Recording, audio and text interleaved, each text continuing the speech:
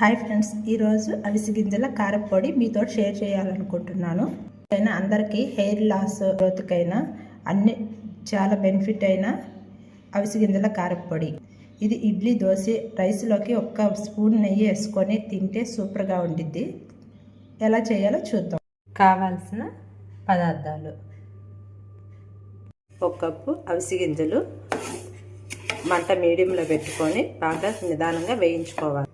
అవి చిటాపట అనేటప్పుడే వేగిన తర్వాత ఒక ప్లేట్లో ట్రాన్స్ఫర్ చేసేసుకొని అదే ప్యాన్లో 2 స్పూన్లు వేరుశనగపప్పు వేయించుకోవాలి. వేరుశనగపప్పు కొంచెం లైట్గా వేగిన తర్వాత 2 స్పూన్లు మినపప్పు కూడా వేసేసుకొని అవి బాగా వేగేటప్పుడే మంట మీడియంలో పెట్టుకొని అన్నీ వేయించుకోవాలి. అవి వేగేటప్పుడే 2 స్పూన్లు నూకులు కూడా వేసుకొని వేయించుకోవాలి. అవి చిటపట అనేటప్పుడు తీసుకొని ఒక ప్లేట్లో ట్రాన్స్ఫర్ చేసుకోవాలి.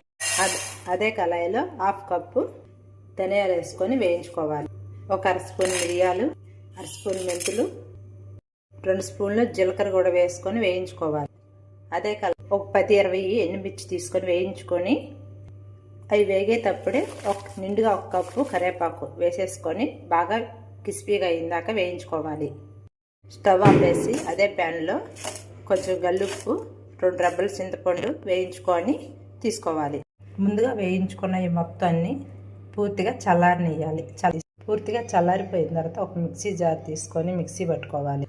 ఇలా మిక్సీ పట్టుకున్న తర్వాత దాంట్లో తగినంత గల్లుప్పు కానీ సాల్ట్ కానీ, 2 రెబ్బలు చింతపండు, కొన్ని వెల్లుల్లి కూడా వేసేసుకొని ఫైన్గా కారపొడి మొత్తం ఇలా ప్లేట్లో వేసేసుకున్న తర్వాత కొంచెం చల్లారిన తర్వాత ఒక గాజు సీసాలో స్టోర్ చేసుకోవాలి.